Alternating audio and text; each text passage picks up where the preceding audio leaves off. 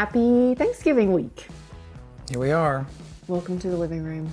If it wasn't Christmas before, it's Christmas now at the Taylor house. The outside has been decorated, thanks to Scott. We'll get to that in a minute, but yeah, we'll have some little bonus footage.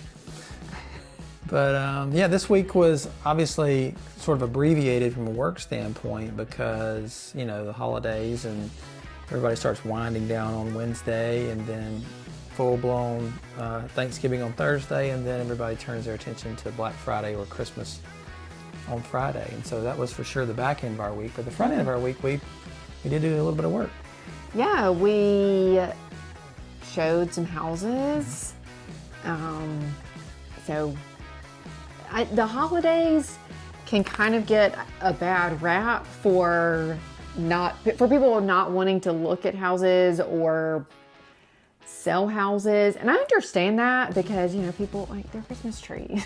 They want to be settled to the holidays. They want to be settled, but people are still buying and selling homes. They are. And so I would say if you are thinking about buying, that sellers are pretty motivated right now to... We're seeing a lot of price drops. They're eager to sell their house. And so if you're not in a position where you like, I gotta stay put for the holidays, there's opportunity for you there. Yeah, or even if you want to look at some houses and put an offer in, but you want to wait, sellers are, like we said, motivated, and so you could say, hey, I want to move in after December 25th. Yeah, we're getting to that point where that's kind of the reality anyway. We usually need about a month to close anyway.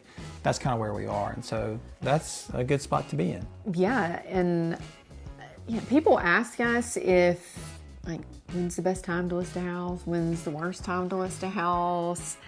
I mean, and I understand from a convenience standpoint that Christmas and December, all of December, maybe it's not the most convenient. But there are people still looking, still motivated, so just keep that in mind. Yeah. And you have, once you purchase a home, you don't make a payment for... Depending on when it is, it could be a month and a half. It could be 45 days or more before you have to make a payment. So recover from the holiday spending. Yeah, so that's a next year problem. I think we have to follow up from our extensive discussion last week on... our Broadway chapter, or our Broadway segment that we discussed last week.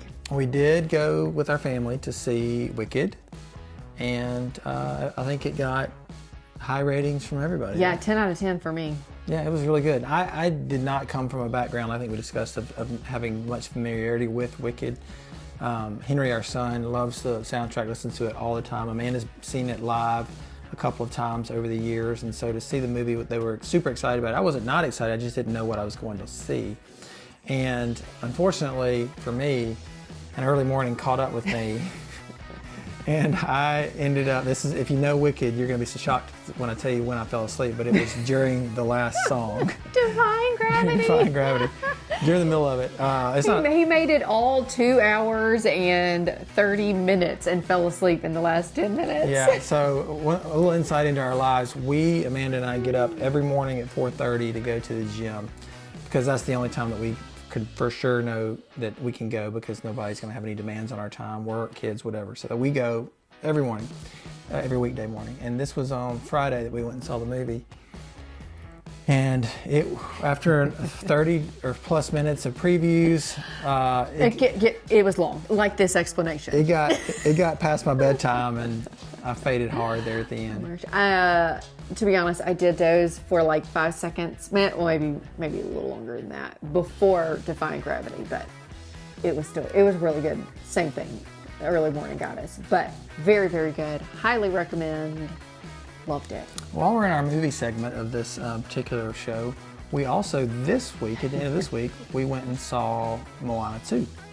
So more much music. Shorter.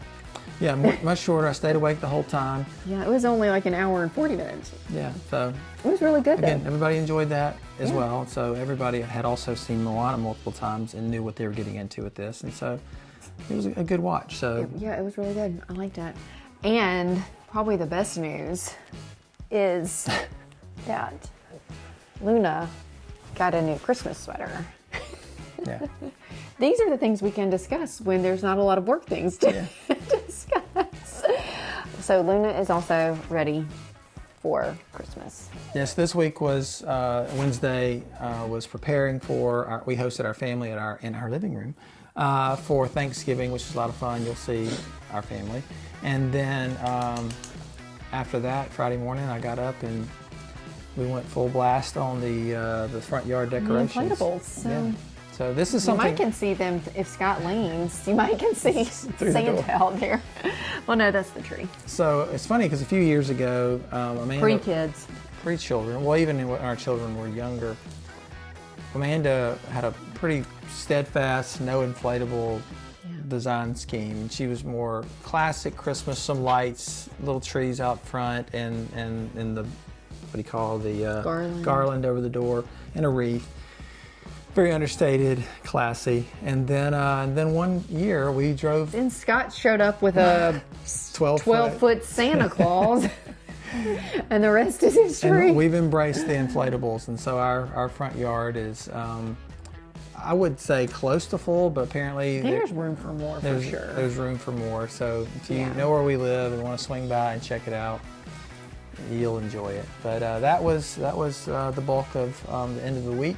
And then that's pretty much it for us. Huh? Yeah, that's all I've got. Shorter week, not a lot to talk about, but maybe you'll stay through the end of this one. See you next week. Bye-bye.